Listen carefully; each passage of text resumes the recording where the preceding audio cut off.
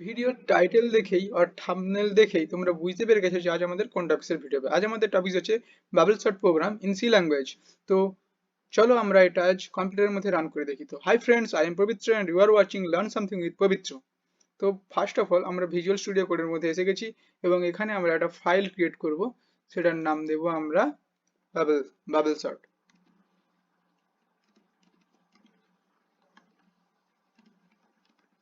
Bubble sort dot C.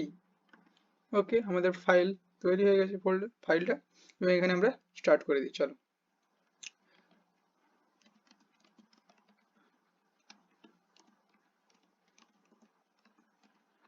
তো প্রথমে আমরা হেডার ফাইল ইনক্লুড করে দিলাম, তারপরে দেব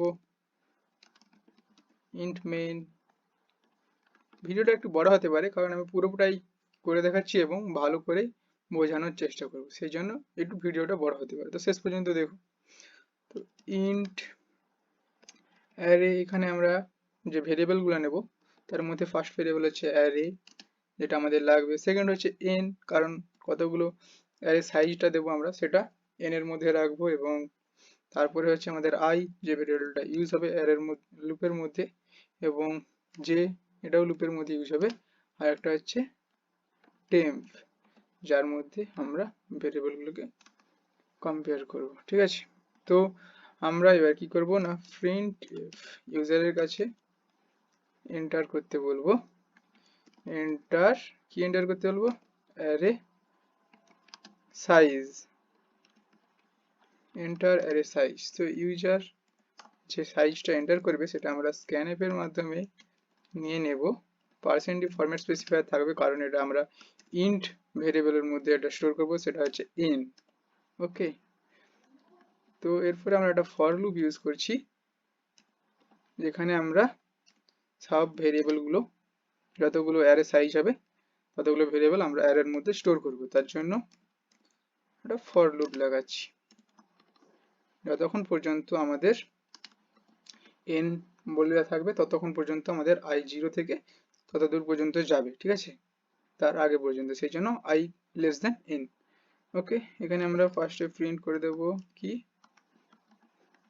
এন্টার এলিমেন্ট, কত নম্বর এলিমেন্ট সেটা আমরা পার্সেন্টেজ সাহায্যে তুলে নেব, সেটা কিসে আমাদের বোঝার জন্য আই প্লাস 1 এই ফরম্যাটে। ঠিক আছে, স্ক্যান এফ করে নেব ভেরিয়েবলগুলো, এলিমেন্টগুলো অ্যারে আই এর মধ্যে। ঠিক আছে, তো করে নিলাম। এরপরে আমরা যে আনসর্টেড অ্যারেটা সেটা প্রিন্ট করাবো, তো যাতে সুবিধা হয় বুঝতে, সেই জন্য আমরা কি করব না, এখানটাতে আমরা লিখব বিফোর সর্টিং। বিফোর সর্টিং আমরা যে অ্যারে লিস্টটা সেটা পেয়ে যাব, সেটা কিসের মাধ্যমে, আবার ফর লুপের মাধ্যমে আমরা যে জিনিসটা করেছি সেটাই প্রিন্ট করে দেবো। ঠিক আছে, i equals to 0, i less than n। প্রথমেই বলেছি ভিডিওটা একটু বড় হতে পারে কারণ পুরোপুরি করে দেখাচ্ছি এবং তোমাদের বোঝাচ্ছি, সেই জন্য। তো এরপরে কি করব, এখানটাতে প্রিন্ট করে দেবো আমরা শুধুমাত্র যেটা ছিল আমাদের পার্সেন্ট আর ব্যাকস্ল্যাশ টি, যাতে একটা ট্যাব স্পেস থাকে প্রত্যেকটা এলিমেন্টগুলো প্রিন্ট হওয়ার সময় আরে আই এর থেকে।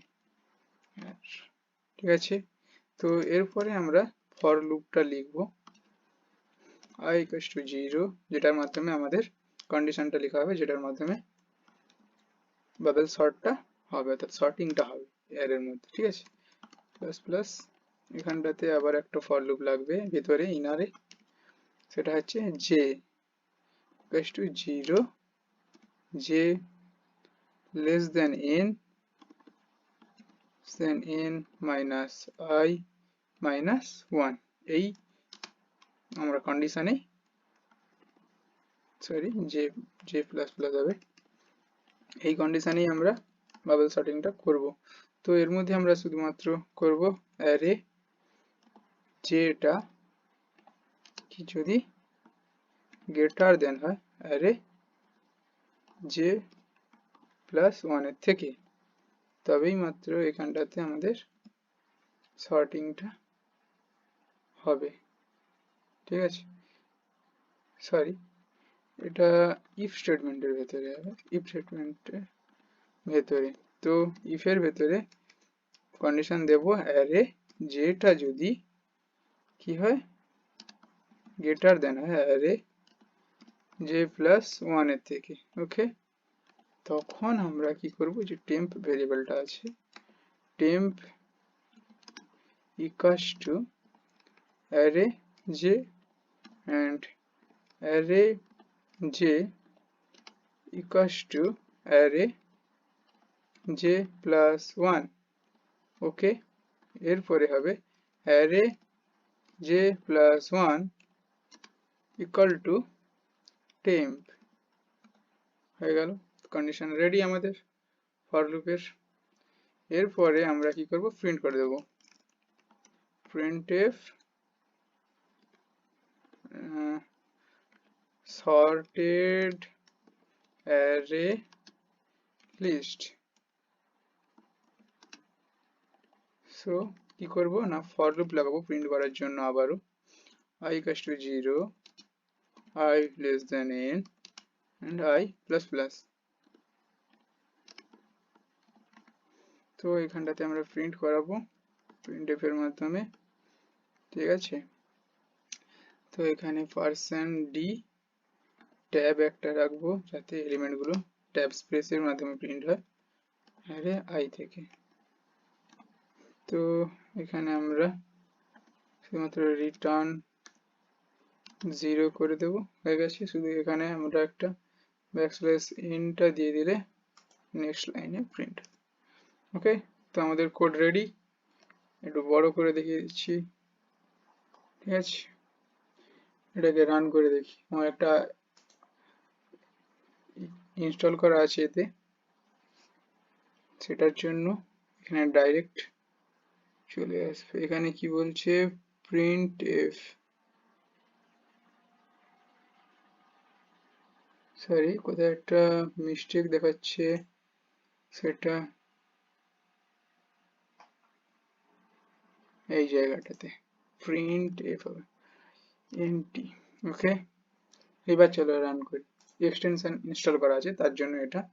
এবারে আমাদেরকে এখানে বলছে যে enter array size.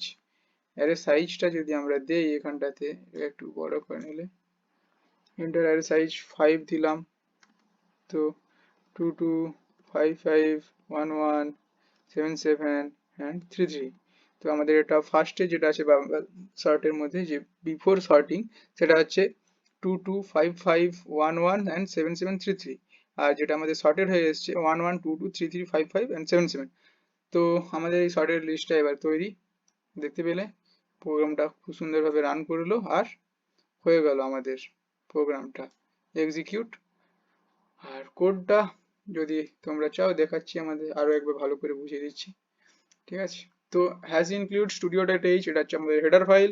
C language লেখার আগে এই হেডার ফাইলটা লিখতে হবে, কারণ এর মধ্যেই আমাদের যতগুলো ফাংশন এই যে এখানে ইউজ করেছি সেগুলো সব আছে। ঠিক আছে, তো তারপরে একটা ফাংশন ইউজ করেছি ইন্ট মেন। ঠিক আছে, তারপরে এই ফাংশনের ভিতরে আমরা কি করেছি, 3 ভেরিয়েবল নিয়েছি, int variable, array n i আর জে টেম্প, এইগুলো আমরা যেগুলো ইউজ করবো এই প্রোগ্রামের মধ্যে। তারপরে আমরা printf এর মাধ্যমে ইউজারকে এন্টার করতে বলেছি অ্যারে সাইজ, সেটা আমরা scanf এর মাধ্যমে n এর মধ্যে, n ভেরিয়েবলের মধ্যে আমরা স্টোর করলাম, এবং ফর লুপের মধ্যে গেলাম, সেখানে ওই n i যতক্ষণ পর্যন্ত n পর্যন্ত আসবে, ঠিক আছে, যতক্ষণ পর্যন্ত i n এর থেকে ছোট থাকে ততক্ষণ পর্যন্ত আমরা এলিমেন্ট গুলো এন্টার করব। ঠিক আছে, ইনসার্ট করব অ্যারের মধ্যে। তো এন্টার এলিমেন্ট বললাম ইউজারকে, নম্বর এটা দেখাবে কত নম্বর 1, মানে 1 2 3 4 এভাবে করে করে লুপের মধ্যে বাড়বে নম্বরটা এটার জন্য। ঠিক আছে, তত নম্বর এলিমেন্ট পর্যন্ত আমরা যাব যত n এর সাইজ হবে। আর এই scanf এর মাধ্যমে আমরা এটা অ্যারের মধ্যে স্টোর করব, অ্যারে i এর মধ্যে। ঠিক আছে, তারপরে আমরা আগের যে এই যে এখন অ্যারেতে যে এলিমেন্ট গুলো আছে যেই অবস্থাতে, আনসর্টেড অথবা সর্টেড, যেই রকম ভাবে ইউজার দিয়েছে সেই রকম ভাবে এটাকে আমরা প্রিন্ট করলাম এই ফর লুপের মাধ্যমে। তারপরে আমরা এই যে পুরো ফর লুপটা আছে, এই ফর লুপটা আমরা কি করেছি না, এই যে ফর লুপটা, এটাতে আমরা শুধুমাত্র কন্ডিশন যেটা লজিকটা সেটাই লিখেছি এই বাবল শর্টটা করার জন্য। তাহলে প্রথমে কি আছে যে for i equals to 0 i less than n i plus plus, যতক্ষণ পর্যন্ত i টা n এর থেকে ছোট থাকবে ততক্ষণ পর্যন্ত এই লুপটা চলবে। আর ভিতরে ইনারে আর একটা লুপ লেগেছে, সেটা লেখা আছে j ইকুয়ালস টু 0, j এর মান যখন 0 থাকবে তখন কি হবে তারপরে না j less than n, j যদি n এর থেকে ছোট হয় এবং j যদি less than n minus i minus 1, ঠিক আছে, তখন কি হবে j প্লাস প্লাস হয়ে যাবে এবং লুপের ভিতরে ঢুকবে। লুপের ভিতরে ঢুকে কি দেখবে, ইফ array j যদি array j প্লাস 1 এর থেকে বড় হয় তাহলেই সোয়াপ হবে। কারণ যখন লিস্টের মধ্যে যদি 30 আর এর পাশে 20 থাকে, ঠিক আছে, লেফট সাইডে 30 এবং রাইট সাইডে 20 থাকে, তখন কি হবে না, ধরো এই জায়গাটা লিখে দেখাই তাহলে বুঝতে পারবে।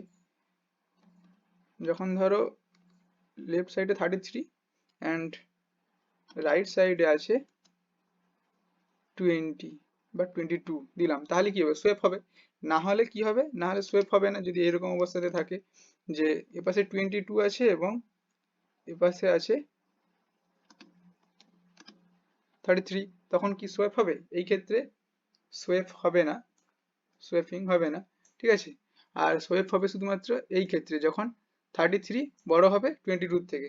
তাহলে সেটাই এখানে এই লজিকটা দিয়েছে, যখন ওটা হবে তখনই ভিতরে ঢুকবে, তখন কি হবে, টেম্পের ভিতরে অ্যারে জে এর মানটা, এই যে অ্যারে জে এর মানটা টেম্পের ভিতরে আসবে একটা আলাদা ভেরিয়েবলের মধ্যে যেটা আমরা ক্রিয়েট করেছি টেম্প, তার মধ্যে অ্যারে জে এর ভ্যালুটা আসবে এবং অ্যারে জে এর ভ্যালুর মধ্যে কোন ভ্যালুটা আসবে না অ্যারে জে প্লাস 1, অর্থাৎ 22টা ধরো এখানে আসছে আর 33টা আমাদের টেম্পের মধ্যে আসছে প্রথমে, আর 22টা আসছে অ্যারে জে এর মধ্যে।